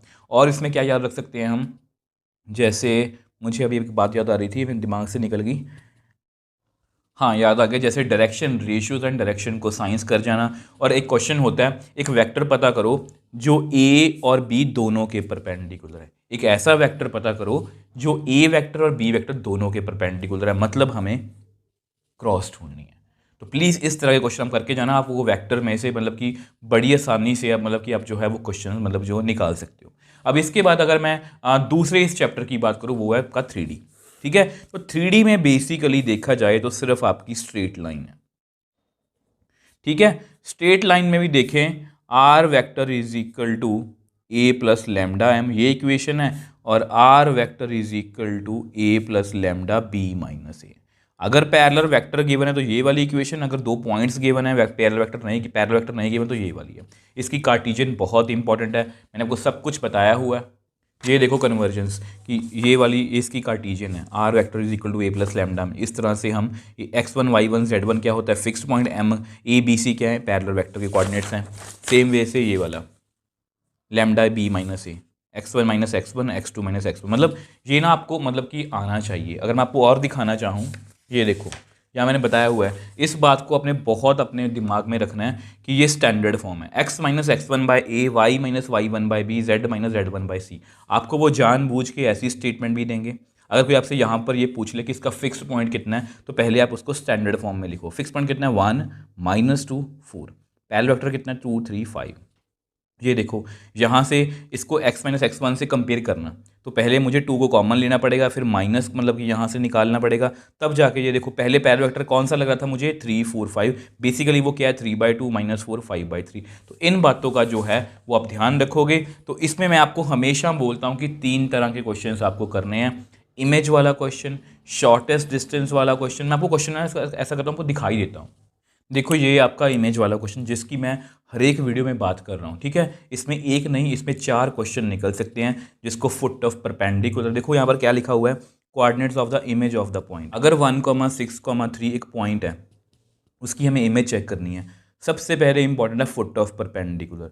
हम हमेशा क्या करेंगे, यहाँ पर अगर कार्टेशियन नहीं दी हुई, इसको कार्टेशियन में लिखेंगे, any point on the given line. इसको उधर ले जाओ, एक्स की वैल्यू निकाल लो, फिर वाई की, फिर जेड की, ये रही। अब बेसिकली आप क्या करो, इसके डायरेक्शन रेशियोज निकाल लो, x2 माइनस x1 करके देखो, lambda minus 1, this minus this minus this, ये लिख लिया। अब आपको पता है ये जो PM लाइन है, ये वाली लाइन है, ठीक है, इसके डायरेक्शन रेशियोज मैंने निकाले हैं, और ये आपकी लाइन है। तो इन दोनों के जो पैरेलल वेक्टर्स हैं वो आपस में क्या होंगे, परपेंडिकुलर में डॉट कितनी होगी, 0। अब जैसे ही मैंने डॉट 0 की तो वहाँ से मेरे पास लैम्डा की वैल्यू आएगी। लैम्डा की वैल्यू निकलते ही आपका फुट ऑफ परपेंडिकुलर आ गया। और जैसे ही आपने फुट ऑफ परपेंडिकुलर निकाल लिया, आपसे वो 3 तरह के क्वेश्चन पूछ सकते हैं। पहला क्वेश्चन वो ये पूछेंगे कि ये डिस्टेंस बता दो, तो डिस्टेंस फॉर्मूला लगा दें। अगर ये पॉइंट मेरे पास आ ही गया तो डिस्टेंस फॉर्मूला आप लगा सकते हो, x2 माइनस x1 का whole square, y2 minus y1 का whole square, z2 minus z1 का होल स्क्वायर अंडर रूट। आपसे वो ये भी पूछ सकते हैं कि PM की इक्वेशन लिख दो। अगर 2 पॉइंट्स गिवन है तो लाइन की इक्वेशन हम लिख सकते हैं। और इमेज वाला क्या होगा, ये मिड पॉइंट है, तो ये अब जितना ये मतलब कि ये मिरर है, तो जहाँ पर मैं ये मान लो मैं खड़ा हूँ, तो मेरी इमेज भी मिरर से उतनी दूर होगी, तो ये मिड पॉइंट है। तो मिड पॉइंट थ्योरम से हम इसका इमेज जो है वो निकाल सकते हैं। ये क्वेश्चन आप PYQs में चेकआउट कर सकते हो, 41वां क्वेश्चन है। अब सेम वे से एक क्वेश्चन है कि जिसमें मैंने बोला था एंगल वाला क्वेश्चन कि लाइंस परपेंडिकुलर और लैम्डा की वैल्यू फाइंड करो। इसमें जस्ट आपको स्टैंडर्ड फॉर्म में लिखना है और लाइंस के पैरेलल वेक्टर की डॉट 0 कर देनी, वहाँ से लैम्डा की वैल्यू आ जाएगी। ये भी बहुत इंपॉर्टेंट क्वेश्चन है। अब ये जो क्वेश्चन है ये बेसिकली शॉर्टर डिस्टेंस का ही है। अब ये मैं आपको इसलिए डिस्कस करवा रहा हूँ क्योंकि ना एक बच्चे ने मेरे से कमेंट में पूछा था, वैसे ना एक दो बार पहले भी मुझसे कई बच्चों ने पूछा है कि ये क्वेश्चन अगर शॉर्टेस्ट डिस्टेंस वाला है तो सर हम इस क्वेश्चन को डायरेक्टली शॉर्टेस्ट डिस्टेंस का फॉर्मूला लगा के क्यों नहीं कर सकते। देखो आपको पता है शॉर्टेस्ट डिस्टेंस में आपके पास 2 फॉर्मूलाज हैं। अगर मैं आपको दिखाना चाहूँ, ये देखो, एक तो अगर लाइंस मतलब कि पैरेलल हैं तो ये वाला फॉर्मूला, अगर लाइंस पैरेलल नहीं है तो ये वाला फॉर्मूला। तो इस बात का आप ध्यान रखोगे, ठीक है। अब उस बच्चे ने मेरे से कमेंट में पूछा कि सर मतलब कि अगर ये शॉर्टेस्ट डिस्टेंस वाला क्वेश्चन नहीं मतलब कि है ठीक है, तो हमने यहाँ पर फॉर्मूला क्यों नहीं लगाया, और अगर ये शॉर्ट है मतलब कि अगर ये शॉर्ट एंड वाला क्वेश्चन नहीं है तो इसको किस तरह से करेंगे। तो मैंने आपको यहाँ पर, अगर आपने ये वीडियो देखी है तो मैंने वो क्या समझाया था कि यहाँ पर एक एरोप्लेन है जो इस लाइन के लॉन्ग चल रहा है, एक यहाँ पर चल रहा है। वो बोल रहे हैं कि किस पॉइंट पर जाके उनके बीच में डिस्टेंस जो है वो मिनिमम होगा। तो यहाँ पर मैंने आपको ये समझाया था कि यहाँ पर शॉर्टेस्ट डिस्टेंस तो हमें निकालना है, बट हमें पॉइंट ढूंढने हैं बेसिकली कि किस पॉइंट पर जाके शॉर्टेस्ट डिस्टेंस आएगा। वो पॉइंट निकालने के लिए मैंने आपको क्या लॉजिक दिया था कि आप एनी पॉइंट ऑन लाइन निकाल लो। देखो मैंने पी पर भी एनी पॉइंट निकाल लिया, यहाँ पर क्यू एक एनी पॉइंट निकाल लिया। अब क्योंकि दो मतलब कि लाइंस के बीच में जो डिस्टेंस, अगर कोई भी दो चीज़ें हम उठा लें जैसे ये है, तो जो परपेंडिकुलर डिस्टेंस होता है ना वो सबसे छोटा होता है, ये आपको पता होना चाहिए। तो इसलिए मैंने क्या किया, मैंने ना पी क्यू लाइन के डायरेक्शन रेशियोज निकाल लिए। पी क्यू, ये पॉइंट भी हमें पता था, ये पॉइंट भी मुझे पता था। अब ये पी क्यू जो है वो इस लाइन के परपेंडिकुलर, इस लाइन के परपेंडिकुलर, तो मेरे पास दो इक्वेशंस आ गई। वहाँ से दोनों इक्वेशंस को सॉल्व करते ही मेरे पास एन और एम की वैल्यूज जो हैं आ गई, और हमने पॉइंट पता कर लिया, और दो पॉइंट्स के बीच में डिस्टेंस पता करना मुझे आता है। तो ये क्वेश्चन बहुत इंपॉर्टेंट, आपने बहुत ध्यान से करना है। तो मैंने गिनती के आपको क्वेश्चन बताए हैं, इमेज वाला क्वेश्चन, शॉर्टर डिस्टेंस वाला, एंगल वाला, और ये वाला क्वेश्चन एक एक्स्ट्रा था। अगर आप ये कर जाते हो तो आपके वेक्टर और 3D में से 14 मार्क्स जो हैं वो बिल्कुल। देखो इसके बाद आपका बहुत ईजी सा यूनिट है, यूनिट नंबर 5, जिसको हम बोलते हैं LPP वाला यूनिट। तो LPP के लिए आपको बस ये देखो, LPP में बहुत आसान से क्वेश्चन है। अगर मैं आपको बेसिक बातें बताऊँ ना, तो आपने 2-3 बातों का ध्यान रखना है। पहली, सबसे ज़्यादा चांसेस हैं कि आपको डायरेक्टली क्वेश्चन तो नहीं आएगा, आपको क्वेश्चन पता कौन सा आएगा, अनबाउंडेड का आएगा, जितना मुझे मतलब कि मुझे लगता है अनबाउंडेड क्वेश्चन आएगा। और दूसरी बात कि उसमें ना क्वेश्चन आ सकता है कि मान लो, एक ना MCQ भी था कि मान लो एक कोई शेडेड रीजन है, ये वाला, इस पॉइंट पर और इस पॉइंट पर मैक्सिमम है, ठीक है, तो कितने पॉइंट्स पर मतलब कि मैक्सिमम होगा। तो आप बोलोगे कि इस लाइन पर अगर कोई दो पॉइंट्स पर मैक्सिमम है और वो एक ही लाइन पर है, तो उसके इनफाइनाइट पॉइंट्स पर मैक्सिमम वैल्यू आएगी या मिनिमम वैल्यू आएगी, जो भी पूछा हुआ है, ठीक है। अब अनबाउंडेड वाला भी आपको बता देता हूँ। देखो अनबाउंडेड की जो मैपिंग आपके सामने है, अगर तो बाउंडेड रीजन है तो फिर तो कॉर्नर पॉइंट्स हमें मिल जाएंगे, और कॉर्नर पॉइंट्स जो हैं अगर वो मिल गए तो वहाँ पर मैक्सिमम या मिनिमम वैल्यू हम निकाल सकते हैं। अगर अनबाउंडेड आ जाए तो ये वाला करना है। मैं आपको समझा देता हूँ कि मैपिंग आपको हो सकता है अगर आप पहली बार देख रहे हो तो आपको समझ में ना आए। तो ये वाला आपका क्वेश्चन है, ठीक है। मैंने इसको शेड किया, ब्लू लाइन है और ऑरेंज लाइन है, ग्रीन लाइन है, मैंने शेड किया। तो मेरे पास ये अनबाउंडेड क्यों है, क्योंकि यहाँ से ओपन है सारा, इस रेड लाइन को मत देखो अभी, ठीक है। तो इन्होंने ना क्वेश्चन में मिनिमम पूछा था, तो मैंने देखा कि यहाँ पर मिनिमम वैल्यू होगी, अनबाउंडेड है, अनबाउंडेड के मैंने कॉर्नर पॉइंट्स निकाल लिए, तो वहाँ पर मिनिमम वैल्यू कितनी आ रही है, -300। बट क्योंकि ये अनबाउंडेड है तो हमें चेक करना पड़ेगा कि क्या ये मिनिमम है या इसमें और भी मिनिमम आ सकती है, ठीक है। तो मैं क्या करूँगा, देखो ये z की वैल्यू उठा लेनी है आपने, कितनी है, -50x + 20y, इसको लिख लिया। अब इसको मैंने क्या किया, अब ये मिनिमम है, मैंने मान लिया कि इसकी z की वैल्यू -300 से भी छोटी है। उसको बाद मैंने इस लाइन को मुझे ड्रॉ करना है, वही जीरो फिल करके या वाई को जीरो फिल करके मैंने ड्रॉ कर लिया। अब जैसे मैंने ड्रॉ किया ना, तो इसका मैंने मतलब कि शेडिंग निकाली, क्योंकि ये फॉल्स है तो अवे फ्रॉम इधर को शेड कर रहा है, और यहाँ पर ये कॉमन रीजन आ गया। अगर इसका शेडिंग के साथ कॉमन रीजन आ जाए, जो मैंने यहाँ पर लिखा हुआ है, अगर शेडिंग के साथ कॉमन रीजन आ जाए तो नो मिनिमम वैल्यू, अगर शेडिंग के साथ कुछ भी कॉमन ना आए तो m जो है उसकी मिनिमम वैल्यू है। तो इस तरह से अगर आप ये क्वेश्चन कर जाते हो तो 5 मार्क्स जो है LPP में से बड़े आराम से निकाल सकते। अब देखो इसके बाद अगर हम लास्ट यूनिट की बात करें, वो आपका प्रोबेबिलिटी 8 मार्क्स का यूनिट है, यूनिट नंबर 6। और प्रोबेबिलिटी में से भी आप 8 के 8 मार्क्स जो है वो स्कोर कर सकते हो, और आपकी पूरी 80 आउट ऑफ 80 की प्रेपरेशन जो है वो हो जाएगी। तो प्रोबेबिलिटी में सबसे पहले मैं कंडीशनल प्रोबेबिलिटी पढ़ना, ये आपके सामने फॉर्मूला है, probability of A/B, probability of A intersection, नीचे वाला इवेंट बस आपने याद रखना है, नीचे वाला इवेंट हो चुका है, इसको आपको याद रखना ही रखना है, ठीक है। तो इसके बाद इसमें ना कुछ फॉर्मूलाज हैं, A यूनियन B का फॉर्मूला है, A - B का फॉर्मूला है, A यूनियन B/F का फॉर्मूला है, A और B म्यूचुअली एक्सक्लूसिव है, तो ये वाला ये प्रॉपर्टी जो वैल्यू होती है वो जीरो होती है। और अगर आप ये वाले क्वेश्चंस कर जाते हो ना, गारंटी के साथ बोल सकता हूँ 1 या 2 MCQ निकल जाएंगे आपके, ठीक है। उसके बाद इंडिपेंडेंट इवेंट्स वाला क्वेश्चन भी आपको काफ़ी बार आ सकता है कि A इंटरसेक्शन B जो है वो A × B होता है, मतलब मैं 13.1 और 13.2 की बात कर रहा हूँ। बहुत इजी एक्सरसाइज है, आपको बड़े आराम से मतलब कि हो जाएगी, आपको करनी चाहिए। उसके बाद जो सबसे इंपॉर्टेंट है आपकी, वो है बेस थ्योरम, ठीक है। बेस थ्योरम और थ्योरम ऑफ टोटल प्रोबेबिलिटी में फ़र्क क्या होता है, मैं आपको एक क्वेश्चन से समझा के मतलब कि समझाना चाहता हूँ, एक बार समझ लेना। पर प्लीज़ बेस थ्योरम और मतलब कि इसको जो थ्योरम ऑफ टोटल प्रोबेबिलिटी, इसको छोड़ के मत जाना। केस स्टडी 100% है, इसमें आएगी। केस स्टडी नहीं आई तो 5 मार्क में आ जाएगा, मतलब आएगा। तो अब देखो ध्यान से, ये वाला क्वेश्चन है, ये सब आपको क्वेश्चंस मिल जाएंगे, PYQs वाली वीडियो आप चेकआउट कर सकते हो। अगर आप इस क्वेश्चन को ध्यान से पढ़ोगे तो 99% बच्चे ये समझते हैं कि ये बेस थ्योरम है, बट ये गलत हो। ठीक है, देखो मैंने आपको क्या समझाया था। देखो बेस थ्योरम में क्या होता है, मान लो 2-3 बैग हैं, ठीक है, सब में कुछ ना कुछ बॉल्स हैं। अब यहाँ पर एक बॉल रेड निकल चुकी है, पता करो कि वो इस बैग से है। जब एक चीज हो चुकी हो और ये पूछा हो कि वो इसकी वजह से हुई है और वो इससे भी एसोसिएटेड है, इससे भी एसोसिएटेड है, तब क्या लगता है, बेस थ्योरम। इसमें देखो एक बैग है, उसमें कुछ बॉल्स हैं, एक और बैग है, उसमें कुछ बॉल्स हैं, एक मार्बल जो है उसको पिक कर लिया फर्स्ट बैग से और मिक्स्ड कर लिया सेकंड बैग से, तब एक मार्बल निकाला गया, पता करो कि वो ग्रीन है। तो यहाँ पर ऐसा कोई भी इवेंट नहीं है जो हो चुका है। अब बहुत से बच्चे ना इस बात में भी कंफ्यूज करते हैं, उनको लगता है कि सर मार्बल तो निकला है। देखो मार्बल निकला है, बट क्या उन्होंने बताया कि वाइट मार्बल निकल चुका है या ग्रे मार्बल निकल चुका है? ऐसा कुछ नहीं है ना। तो इसलिए यहाँ पर ऐसी कोई भी चीज़ नहीं है जो हुई है। तो यहाँ पर हमारा दिमाग क्या कहता है कि यहाँ पर ये ग्रीन बॉल भी इधर जा सकती है, ब्लू भी जा सकती है, यहाँ से ग्रीन की प्रोबेबिलिटी निकालनी है। हो सकता है कि पहले यहाँ से ग्रीन ट्रांसफ़र हुआ हो सकता है पहले ब्लू ट्रांसफ़र मतलब कि हुआ हो। तो यही बेस थ्योरम और थ्योरम ऑफ टोटल प्रोबेबिलिटी में फ़र्क है। तो ये फ़र्क आपको पता होना चाहिए।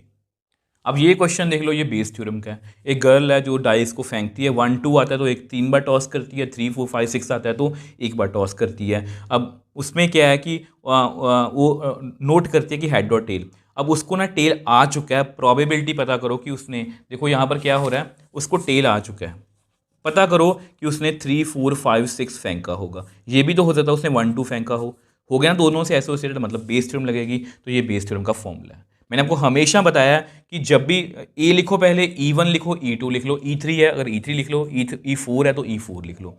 हमेशा E1 E2 A by E1 A by E2। जब आप इसको पढ़ोगे ना आपको एग्जैक्टली पता लग जाएगा कि यहाँ पर बेस थ्योरम लगेगी। तो मैं जो बातें आपसे कर रहा हूँ ये मैं तभी कर पा रहा हूँ क्योंकि मैंने आपको इस पर बहुत सारे एफर्ट्स किए हैं, और जिन बच्चों ने मेरे से पढ़ा वो सब बातें मेरी समझ भी रहे होंगे। तो इस तरह से अगर आप बेस थ्योरम कर लेते हो, थ्योरम ऑफ टोटल प्रोबेबिलिटी कर लेते हो, आपकी केस स्टडी 100% है, या 5 नंबर का क्वेश्चन जो पक्का निकलेगा। प्रोबेबिलिटी डिस्ट्रीब्यूशन भी है। प्रोबेबिलिटी डिस्ट्रीब्यूशन में से आपको जो है उसमें बस आपको इस बात का ध्यान रखना है, अगर वहाँ पर लिखा हुआ है कि इसकी प्रोबेबिलिटी डिस्ट्रीब्यूशन निकाल लो, आपने उसको एक्स मान लेना है। उसका मीन भी आ सकता है, उसकी वेरिएंस भी आ सकती है। तो बस अगर आप ये सब कर लेते हो तो आपको 8 मार्क्स इसमें से भी श्योर हो जाएंगे। और देखो आज आपका लास्ट डे है, मैं मतलब कि ये मान के चल रहा हूँ कि आज आपका लास्ट डे है। तो इस तरह से मैंने अपनी, देखो मुझे नहीं पता ये वीडियो आधे घंटे की है या 45, मुझे पता नहीं है, बट जब वीडियो मतलब कि आप देख रहे हो, जैसे ही आप वीडियो को ख़त्म करोगे, मैंने अपनी तरफ से आपको रिवाइज़ करवा दिया, उसके बाद आप खुद जाके टॉपिक वाइज जो है अपने अपने अकॉर्डिंग रिवीजन करना। जो टॉपिक आपको आसान लग रहे हैं पहले जल्दी जल्दी रिवाइज कर लेना, जो टॉपिक आपको मुश्किल लग रहे हैं थोड़ा सा टाइम लगा के उन पर थोड़े से एफर्ट्स करना, मतलब मेहनत करनी पड़ेगी। मार्क्स 80 ऐसे ही नहीं मिलते, वो मेहनत करनी पड़ती है। तो लास्ट में आप सबके लिए अगेन बहुत सारी ढेर सारी शुभकामनाएं, आपका पेपर बहुत अच्छा हो। और एक रिक्वेस्ट भी है, अगर आपको ये चैनल अच्छा लगे, आपको लगता है कि इस चैनल ने आपने कहीं ना कहीं हेल्प की है, तो इस चैनल को अपने फ्रेंड्स के साथ, जूनियर्स के साथ शेयर जरूर करना। और जब पेपर हो जाए तो उसके बाद भी एक रिक्वेस्ट भी करता हूँ कि जो बच्चे मेरे साथ टेलीग्राम या इंस्टाग्राम पर जुड़े हुए हैं, तो अपना जो सेट है प्लीज़ अपना पेपर जो है वो मुझे भेजने की कोशिश करना। उसकी PDF या जो भी फ़ोटो खींच सकते हो मुझे भेजने की कोशिश करना। हम उसको अभी एनालिसिस जल्दी करेंगे अपने चैनल पर। और कोशिश करना मुझे बताने की आपका पेपर कैसा हुआ। लास्ट में आप सबके लिए ढेर सारी शुभकामनाएं मेरी तरफ से। लॉट्स ऑफ गुड विशेस आपके पेपर के लिए।